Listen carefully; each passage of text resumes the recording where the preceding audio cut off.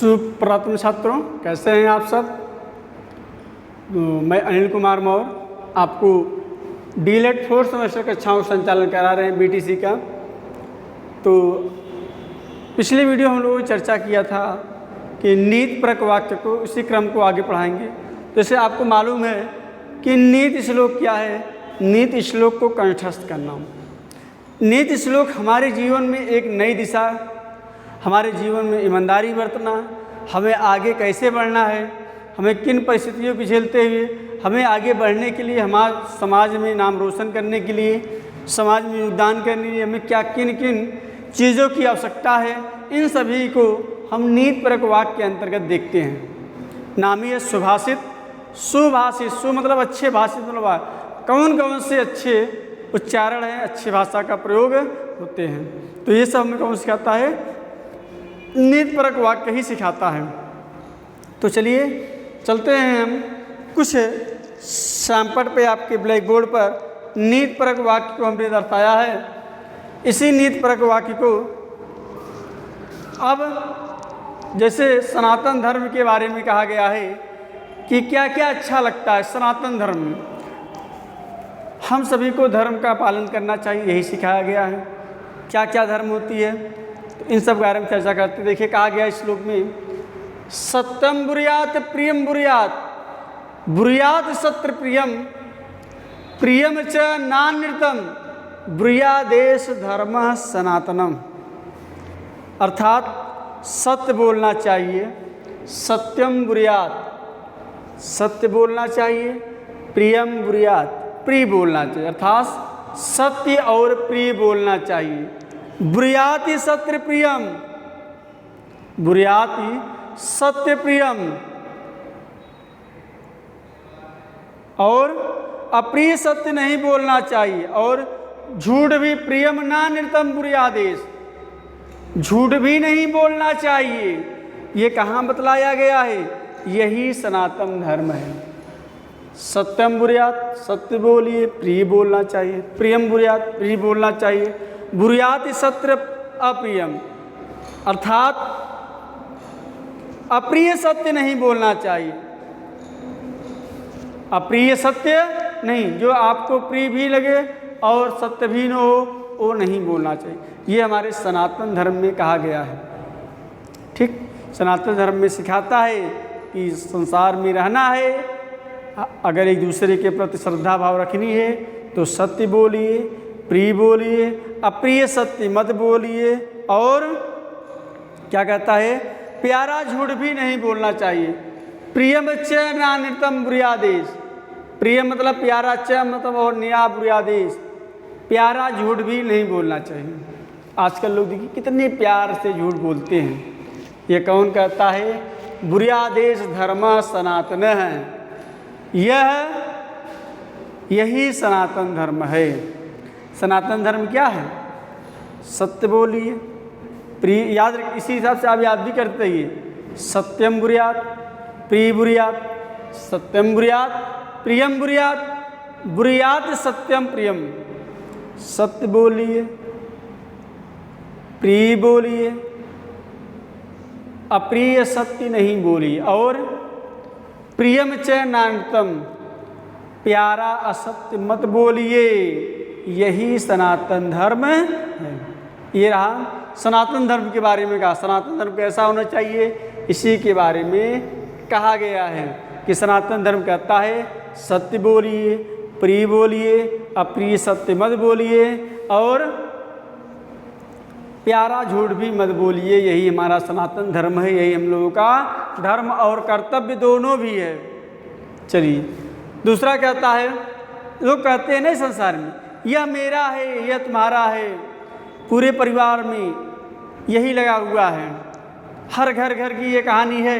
एक समय रहता है कि एक भाई दूसरे भाई के आँखों के तारे होते हैं, लेकिन एक समय आता है एक भाई दूसरे भाई के प्राणों के प्यासा हो जाते हैं। ये किस लिए होता है? जब आपस में होने लगता है अयम निज परावेति गणना लघु चेताम, यह मेरा है, यह तुम्हारा है। जहाँ ये भावना आई, यह मेरा है, यह तुम्हारा है, वहीं वैर होना शुरू हो गया। तो ये नहीं होना चाहिए।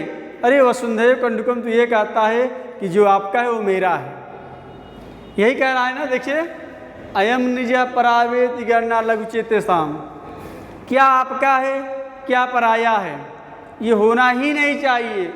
ये उदार चरिता नाम वसुंधैव कुटुम्बकम।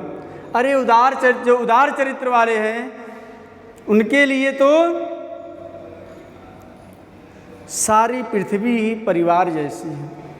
एक बार फिर देख लीजिए, अयम निज परावेति गणना लघु चेतेषाम उदार चरिता नाम वसुंधैव कुटुम्बकम। यह मेरा है वह दूसरे का है, यह तुच्छ निम्न बुद्धि के लोग सोचते हैं। लघु चेतेषाम, लघु मतलब निम्न, चेतेषाम मन बुद्धि। इसकी गणना कौन करता है? अयम निज, यह मेरा है, परावती यह दूसरे का हो, इसकी गणना लघु चेतेषाम निम्न बुद्धि वाला व्यक्ति ही करता है। अक्सर देखते हैं परिवार में जाइए, समाज में जाइए, जहाँ छोटे निम्न बुद्धि के लोग हैं, छोटे लोग हैं, वही ये सोचते हैं कि अयम निज, यह मेरा है, यह दूसरे का है। इसकी गणना कौन करता है? लघु चेतेषाम निम्न बुद्धि वाले व्यक्ति ही करते हैं। और उदार चरिता नाम के लिए तो सारा वसुंधैव कुटुम्बकम, सारा पृथ्वी ही परिवार है।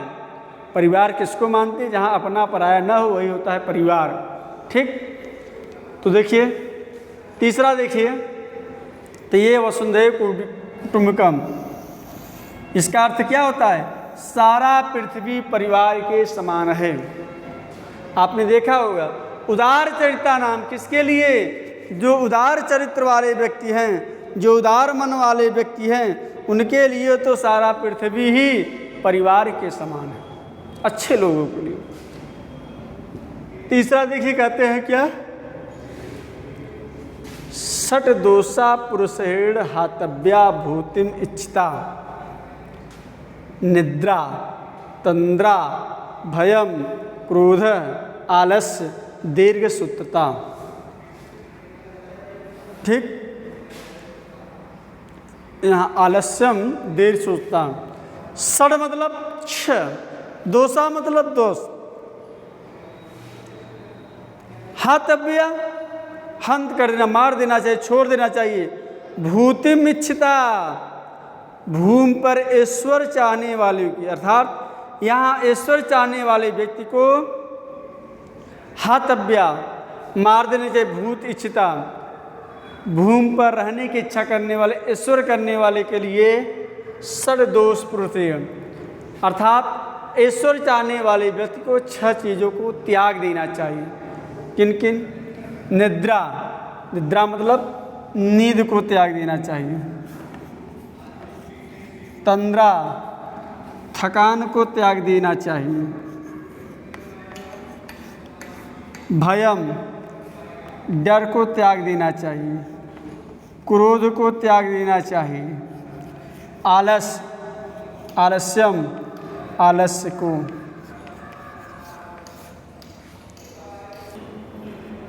ठीक, तो नींद, थकान, भयम डर, क्रोधम क्रोध, आलस्यम आलस्य, दीर्घ सूत्रता धीरे धीरे काम करना। दीर्घ सूत्रता मतलब लंबे समय तक काम करना, धीरे धीरे तक काम करना। ठीक, धीरे धीरे काम करना, ये सब छोड़ देना चाहिए। किसको?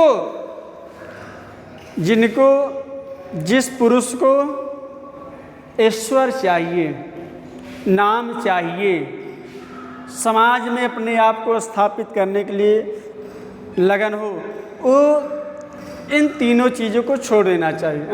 छह चीज़ों, षड दोष, छह दोषों को त्याग देना चाहिए। यही छह दोष हैं जो ईश्वर या मनुष्य की मनोकामना पूर्ण होने नहीं देता। दूसरा, नींद। कोई जैसे आप हैं, अक्सर लोग कहते हैं भाई हम जब भी पढ़ने चलते हैं नींद आती है। जहाँ नींद आई वहाँ आप अपने लक्ष्य को प्राप्त ही नहीं कर पाएंगे। 8 बजे खाना खाए, 8:30 बजे सो गए। जिसको टॉप करना है, जिसको कुछ करना है, वो 2-2 बजी रात, 3-3 बजी रात तक पढ़ता है। थकान, आप आधे घंटे पढ़े गए, थक गए हैं, बहुत थक गए हैं। अरे ईश्वर चाहने वाले को 10 घंटे पढ़िए और लगे कि यार अभी कुछ नहीं पढ़े हैं, ठीक, तब उसको ईश्वर मिलता है। डर, किसी चीज़ की डर ना हो, ना भय हो, यार एग्जाम दे रहे पास होंगे फेल, ये भावना मन में आना नहीं चाहिए। हमको इतना परसेंटेज ले आना है तो ले आना है। डर और भय खत्म। आलस, चलिए इसको हम कल पढ़ेंगे, नहीं कल नहीं, आज ही पढ़ना है। कल करे सो आज, आज करे सो अब। तो आज ही धीरे धीरे काम करना, धीरे धीरे काम करने नहीं चाहिए। तो ये चीज़ अच्छा चीज़ है, इसको आपको याद करना है। क्या? षट दोषा पुरुषेण हातव्या भूतम इच्छिता, भूतम इच्छिता।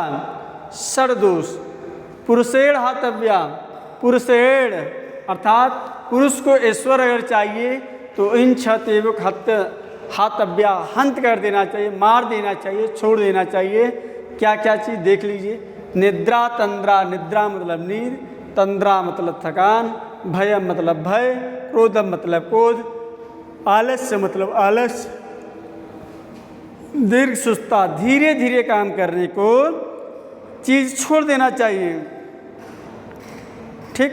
तो ये है एक बहुत ही अच्छा श्लोक है। माता पिता के बारे में कहा गया है कि जो माता पिता अपने बालक को सही दीक्षा शिक्षा नहीं करते हैं, उनके लिए क्या कहा गया है? अरे क्या आपका कर्तव्य है कि बच्चा पैदा करना ही? नहीं, बच्चा पैदा करने के साथ साथ आप उनको अच्छी शिक्षा दीजिए, अच्छी परवरिश दीजिए। इसी के विषय में एक श्लोक कहा गया है कि माता शत्रु पिता वैरी, माता शत्रु पिता वैरी, येन बालो न पठिते न शोभते सभा मध्य हंस मध्य वको यथा। तो उस पर हम चर्चा करेंगे। माता शत्रु पिता वैरी येन बाल न पाठित, ठीक। तो उसके पहले ये तीनों चीज़ आप याद कर लीजिए। एक बार फिर दे रहे हैं, याद कैसे करना है? एक एक चीज लीजिए। सत्यम बुरियात पुरी बुरियात, सत्यम बुरियात प्रिय बुरियात। एक दो बार अपने आप को सेट करिए, रटिए नहीं, समझिए। सत्यम बुरियात प्रिय बुरियात, बुरियात सत्यम प्रियम, बुरियात सत्यम प्रियम। एक एक लाइन में बुरियात सत्यम प्रियम, सत्यम प्रियम, सत्यम बुरियात, प्रियम बुरियात, बुरियात सब प्रियतम, बुरियात सत्यम प्रियम। याद आ गया कि सत्यम बुरियात प्रिय बुरियात, बुरियात सत्य प्रियतम, प्रियम च नानृतम, बुरियात बुरियादेश धर्म सनातन। सत्य बोलिए, प्रिय बोलिए, प्रिय असत्य मत बोलिए, प्रियम नानृतम। ये कहाँ कहा गया है? सनातन धर्म के में कहा गया है। आया, यह मेरा है, यह दूसरे की है, इसकी गणना कौन करता है? लघु चेताम, निम्न बुद्धि वाले व्यक्ति। और उदार चरिता नाम, जो उदार चरित्र वाले हैं, वसुंधैव कुटुम्बकम, सारा पृथ्वी परिवार के समान है। तो उसको याद करिए। अयम निज परोवेति गणना लघु चेतेसाम, उदार चरिता नाम तो वसुंधैव कुटुम्बकम। उदार चरिता के लिए तो पूरी पृथ्वी ही परिवार के समान है। ये तो अभी आदि के हो गया होगा। सठ दोषा पूर्ते, सठ दोषा प्रोषेण हातव्या भूतम इच्छिता। क्या? निद्रा तंद्रा भय क्रोध आलस्य दीर्घ सूत्रता। ये था आपका 3 श्लोक, महत्वपूर्ण श्लोक। अब चौथे चलते हैं। माता शत्रु पिता वैरी। देखिए श्लोक कहा गया है माता पिता के बारे में कि जो माता पिता अपने बालक को सही शिक्षा दीक्षा नहीं ग्रहण कराते हैं, उनके बारे में कहा गया है कि जैसे हंस और वकुला, हंस और वकुला दोनों है एक।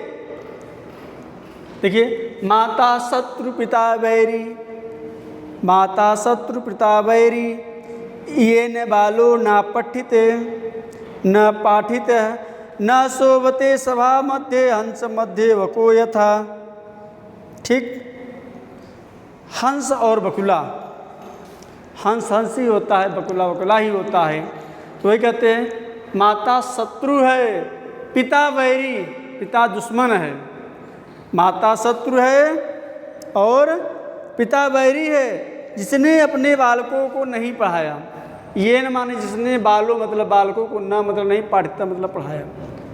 माता शत्रु है पिता वैरी है, ये न बालो न पाठते, जिसने अपने बालकों को न पढ़ाया हो। कैसे? ना शोभते सभा मध्य, नहीं शोभा देता है सभा के मध्य में, हंस मध्य वकुच, हंस के मध्य में वकुला शोभा नहीं देता। अर्थात जो माता पिता अपने बालकों को नहीं पढ़ाता है वहाँ शिक्षित सभा में अशिक्षा शोभा देंगे।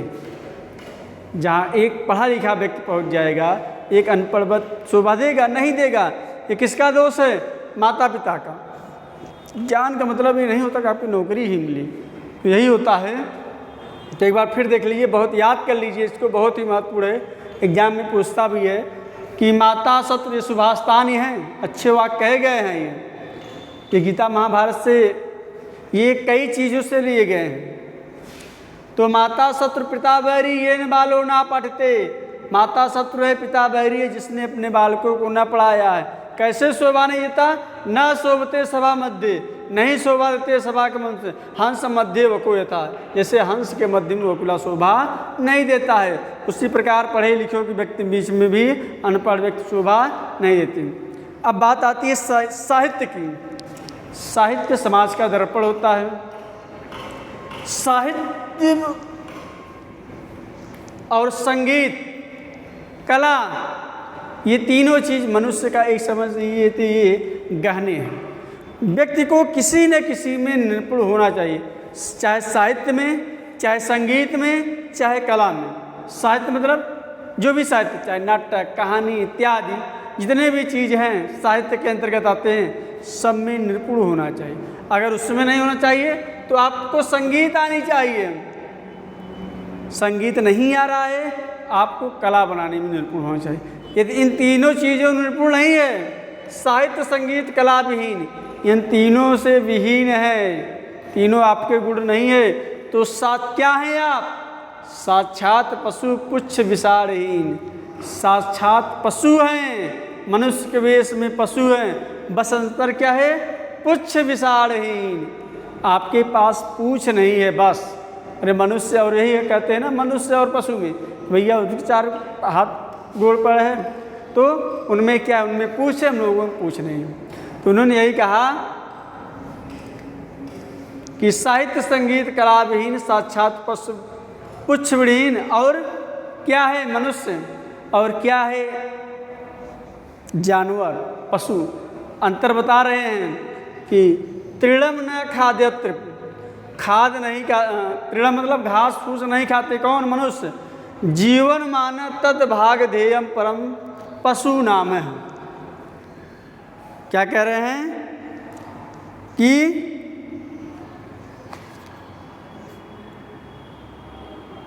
जीवन पशु के समान है। यह पशुओं के लिए सौभाग्य की बात है कि ऐसा व्यक्ति चारा न खाते हुए भी जीवन धारण करता है। तद भाग ध्येयम, पशुओं के लिए भी भाग की बात है कि ये लोग चारा नहीं खाते। ये कैसे पशु हैं? जो चारा नहीं खाते। एक बार फिर देख लीजिए, याद कर लीजिए, साहित्य संगीत कला विहीन, साक्षात पशु पुच्छ विसारहीन, तृणम न खादत्र जीवमान तद भाग ध्येयम परम प्रसूनाम। स्क्रीन से हम इसलिए हट जा रहे हैं, आपको अच्छे से दिखाई पड़े और पढ़े हमारे साथ। फिर एक बार पढ़िए हमारे साथ, याद करिए, क्योंकि नीति श्लोकों को कंठस्थ कराना ही हमारा मेन उद्देश्य है। साहित्य संगीत कला विहीन, साक्षात पशु पुच्छ विसारहीन, तृणम न खाद्रप जीवमान तद भाग देवम परम पशूनाम। अर्थ देख लीजिए एक बार। जो व्यक्ति साहित्य संगीत व कला से रहित है, वह पूछ तथा सींगों बिना साक्षात पुच्छ विसारहीन है। पुच्छ मतलब पूछ, विशाल मतलब सींग। वह पूछ था सींगों बिना, साक्षात पशु के समान है। यह पशुओं के लिए सौभाग्य की बात है कि क्या सौभाग्य की बात है?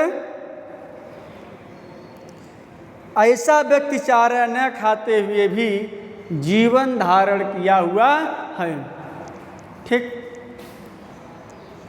तीसरा देखिए, सर्वतीर्थमयी माता सर्वदेवमय पिता मातरम पितरम तस्मात् सर्वयत्नेन पूज्यते।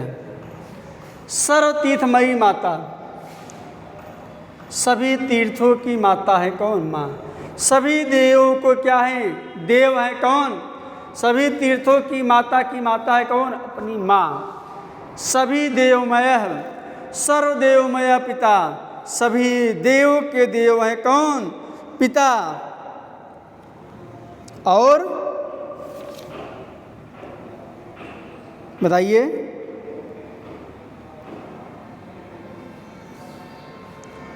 मातरम पितरम तस्मात् इतने पूज्यते। माता और पिता की, एक बार फिर देखिए तीसरा श्लोक, याद करिए। सर्वतीर्थमयी माता सर्वदेवमय पिता मातरम पितरम तस्मात् सर्वयत्नेन पूज्यते। अर्थात माता संपूर्ण तीर्थ स्वरूपा है तथा पिता सब देवों के स्वरूप है। इसीलिए कहा गया है कि माता और पिता सभी यत्नों से पूजा करनी चाहिए। अरे आप सारा तीर्थ कर लीजिए, सारे देवी देवताओं की पूजा कर लीजिए, असली माता पिता तो यही है। इनकी दुआ और बद्दुआ दोनों ही काम देती है। यही एक माता और पिता जो होते हैं जो सब अपने पुत्र को दिल से आशीर्वाद देते हैं। इसीलिए कहा गया है कि सर्वतीर्थमयी माता, क्या कहा गया है? सर्वतीर्थमयी माता, अर्थात माता संपूर्ण तीर्थ स्वरूपा है। माता क्या है? संपूर्ण तीर्थ के स्वरूप है।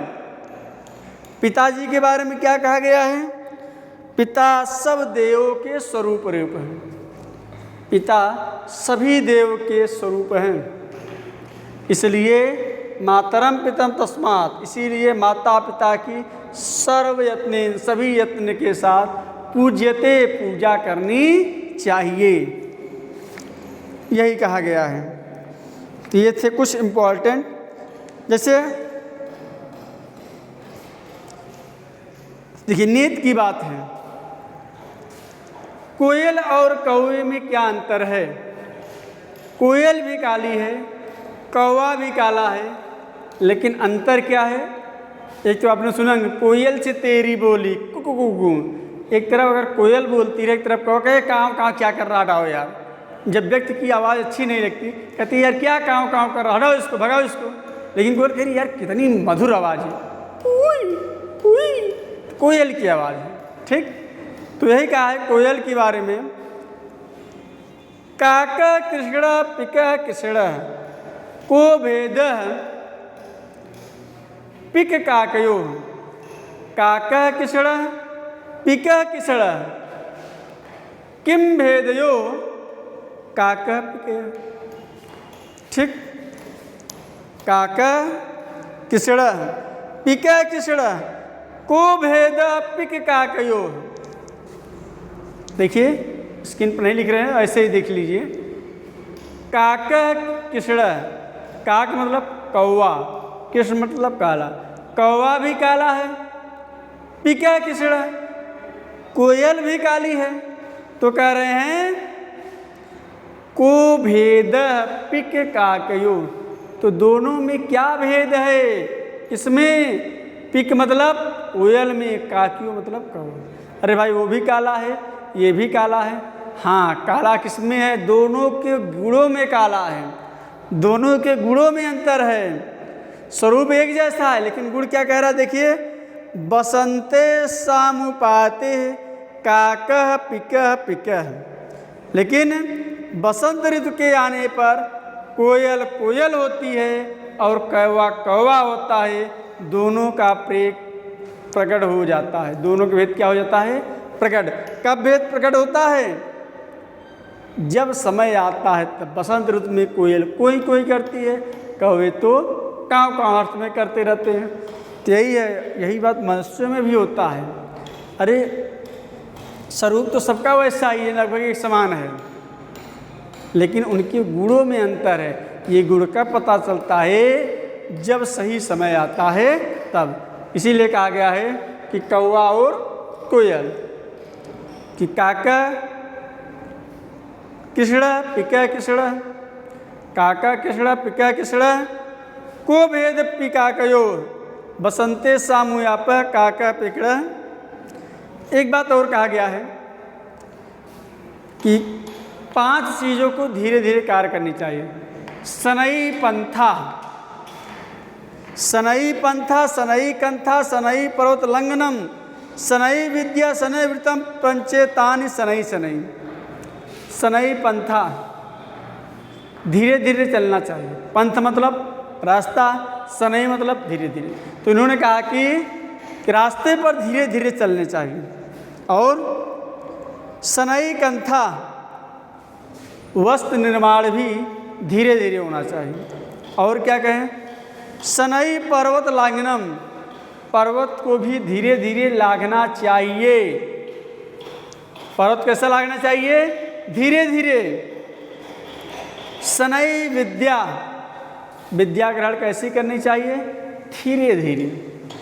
तो सनई लंघम पर्वतम, लंघम मतलब लांघना चाहिए, पर्वतम मतलब पर्वत, पर्वत को भी धीरे धीरे लांघना चाहिए। सनई विद्या शैवम मृतम पंचवतानि, और धन का अर्जन भी धीरे धीरे होना चाहिए। आज देखिए, धन अर्जन करने के चक्कर में तेजी से लोग बुरे मार्ग पर चले जाते हैं। तो आप जो तेजी से धन अर्जित करेंगे उसका कोई अर्थ नहीं। अरे किसी के मर्डर करके आप धन अर्जन को, धन होता है? चोरी करके धन अर्जन कर, धन अर्जन, अरे धन ये होता है, हम लोग वीडियो बना रहे हैं, मेहनत करके धन अर्जन कर रहे हैं, ये धन अर्जित करना है तो धीरे धीरे धन अर्जन करिए। तो वही इन्होंने 5 चीज़ों के बारे में कहा है कि अगर आप रास्ता चल रहे हैं तो पथ पर चल रहे हैं तो धीरे धीरे चलना चाहिए। ठीक, यदि आप पर्वत लांघ रहे हैं तो धीरे धीरे लांघना चाहिए। यदि आप विद्या ग्रहण कर रहे हैं तो धीरे धीरे ग्रहण करिए। यदि आप धन अर्जन कर रहे हैं तो धीरे धीरे आप ग्रहण करिए। यदि आप वस्त्र पहन रहे हो या वस्त्र निर्माण कर रहे हो तो धीरे धीरे। ये सब क्या थे? ये सब शुभ स्थान है, जीवन का एक अंग है।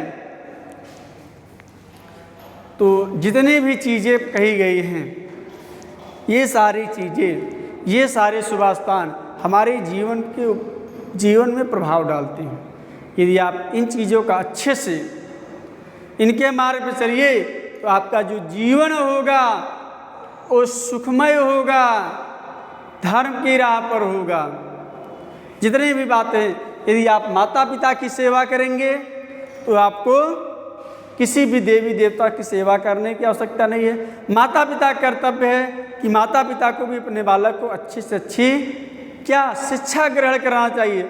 और जो माता पिता अपने बालक को अच्छी शिक्षा ग्रहण नहीं कराते हैं वो माता क्या है? शत्रु, पिता क्या है? बैरी। ठीक, इसमें देखिए सही बात है। साहित्य संगीत कला विहीन मनुष्य का जीवन व्यर्थ है।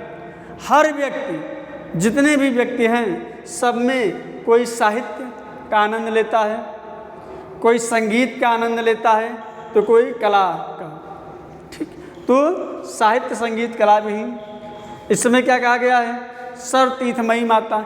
जितने भी आप श्लोक पढ़ेंगे सब में आपसे जीवन से संबंधित, आपको जीवन के अच्छाई की राह चलने के लिए कुछ न कुछ प्रेरणा जरूर देते हैं। और प्रेरणा देता कौन है? यही है शुभ स्थान।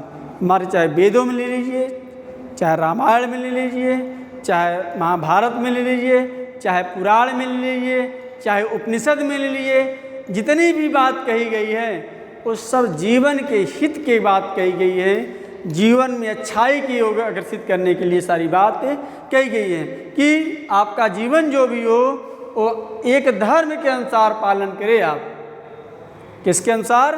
धर्म के अनुसार पर। तो यही है आपका सुभाषतान। आज हम और ढेर सारे सुभाषतान है, उसको आप अच्छे से कंठस्थ करिए और अपने जीवन में उसको धारण करिए, उतारिए, तब तो सुभाषतान पढ़ना या नीति पर श्लोक कंठस्थ करना आपको सही होगा, आपके हित में होगा। वरना वही हाल है, मुंह मेरा बगल में छुड़ी। तो आज हम अपना वीडियो यही समाप्त करते हैं सुभाषतान के बाद। अगले वीडियो में हम गीता से संबंधित कुछ महत्वपूर्ण श्लोकों की चर्चा करेंगे सुभाषतान में ही। तब तक के लिए आप इसको याद करिए, कंठस्थ करिए। धन्यवाद।